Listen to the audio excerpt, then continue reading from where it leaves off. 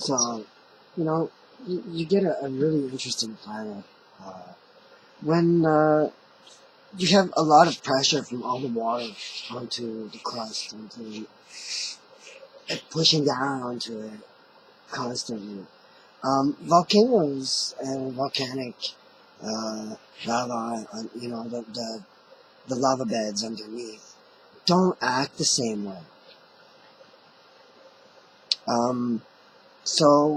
Because you have that, you have only on Earth, the only places where you really have some pretty violent volcanic action is directly on the ice continents, or just in the mountains. You get sometimes there too. You'll get some pretty heavy volcanic action. Those are the mountains aligning the continents, the ice continents.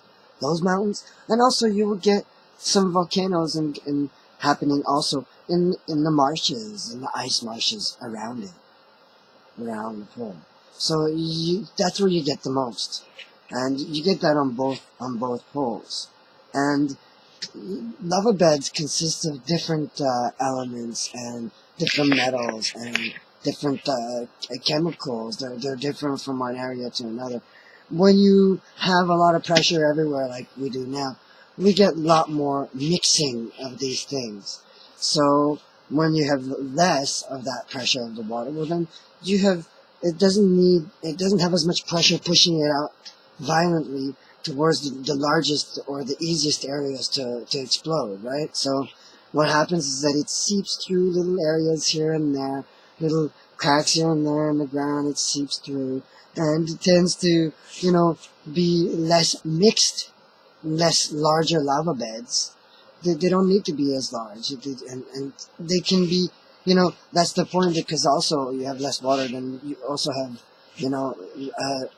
you have less pressure, so you have smaller volcanoes, and you have more smaller lava beds that are that consist of different chemicals and that are just specifically made for certain, well, not made, but they're for that area, right?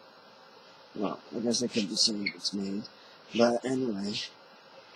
So you get an area, well, you get that in the giant marshes, right? In the giant marshes of dinosaur, from off of South America and Antarctica.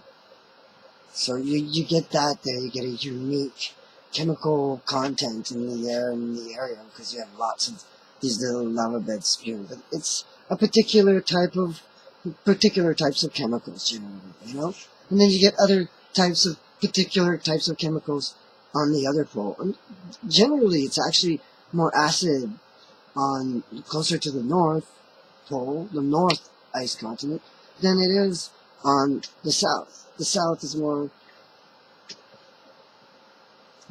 alkaline, basic. No, it's alkaline. I keep getting that confused. It's alkaline. Yeah, the lime. Anyway, the lime, and it's so you have different types of animals that live from one area to another because of the chemical contents of that area, and you get more of that. You get less of these big volcanoes just polluting one area. There's just little geysers pushing constantly through in certain areas. So you actually get unique type animals, and it isolates certain areas. And Australia is an isolated area as well because it has canals on both sides of that continent. So it actually is the only area that's kind of separate from the rest, but it isn't completely separate. It's still connected to, marshes off of Antarctica. So there's certain animals that are shared there, and you also get a unique chemical content in that area of Australia. So once again, you get only certain types of animals that tend to live there, that eat certain types of food, and you get a unique life form base in Australia because of that. It's the chemical contents. When there's more pressure on the Earth, the lava beds get pushed together, create larger lava beds with mixed content. When there's less pressure, well then the lava beds stay smaller and they just seep through small areas and, let out whatever pressure it needs to, and it lets out more unique chemical contents to particular areas.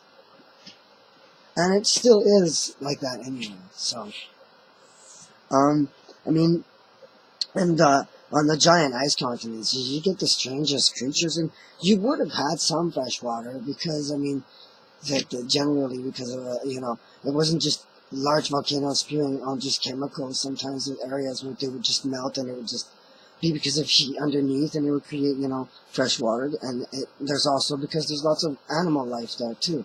But it's still very, very much the area in the world that has the highest chemical contents is on the poles. So you would be there and you'd be looking at creatures and you would think you're on another planet because they look alien-esque, giant creatures, giant mollusks, strange type fish and strange type krill and shrimp, and you just get the weirdest plants, and you'd think, these plants, they come from another time, but the reality is that if the chemical contents are different and the temperatures are also unique to certain areas, and they're isolated in some ways, and you get the strangest life forms, and that's basically what would happen. So you get these weird creatures, the weirdest things you can imagine, and you wouldn't even think that something like that could survive, but if it has certain adaptations created for it, well then it'll survive where it's put. But if the whole environment changes, and for entire species to just go to just disappear like that, generally it has to be something enormous. Because if it's just change that slowly comes over time, well then what about their idea that they evolved slowly? Well, the environment obviously it can't evolve that quickly, or else we would see it in our lifetime. And if it has to be, to make the entire species disappear, you have to have something drastic happen. Because the whole point of evolution is that they're going to evolve to survive in the environment where they are. So, how fast is the environment going to change? And why would there be a drastic change? It has to be, there's a degree, you can actually measure it. The probability. And the probability is that the only way that these life forms could disappear so quickly is that, and this is a probability in science, is that you have to have some giant disaster, and it has to be very disastrous. A comet, sure, very disastrous, and I believe, yeah, it would be, but generally, how many comets do we experience, seriously? I'm not sure that would destroy everything, because, it would have to change the environment completely, after the fact. And it just doesn't make sense. There's no reason that it would do that.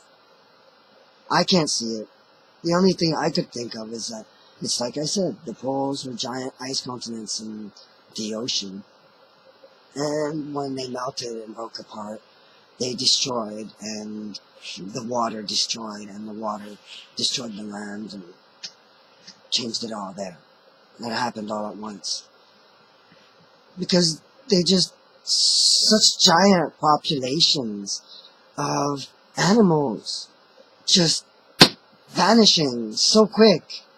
Where is the time for evolution? Seriously. Talk about devolution. It doesn't make sense. You need something absolutely disastrous that would change the entire planet. You can't have that in just one area, really? Seriously? And, we have comets. I think that if we had to, have comets come down at us all the time, we would have to adapt to that too somehow, the creatures, somehow. Seriously, I don't see that. I don't see that anywhere. So like I said, it has to be something that changed the planet entirely. I mean, these dinosaurs, well, because the planet used to be so much warmer, well, they did so much better.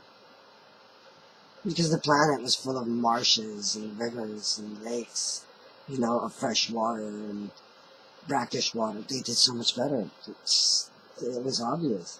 There was so much more opportunities for life on Earth before, and they could easily survive on the Earth then. But I mean, the idea that dinosaurs lived on land, that idea never really rings right in my mind, because a lot of dinosaurs are swimmers. We know that. We've seen it. And I've seen what reptiles are like on land. I mean, turtles. So I think that's what dinosaurs were, basically just giant animals, giant reptiles. And that's what they were. They were just giant reptiles. If you're so humongous, well, you're not going to need a shell.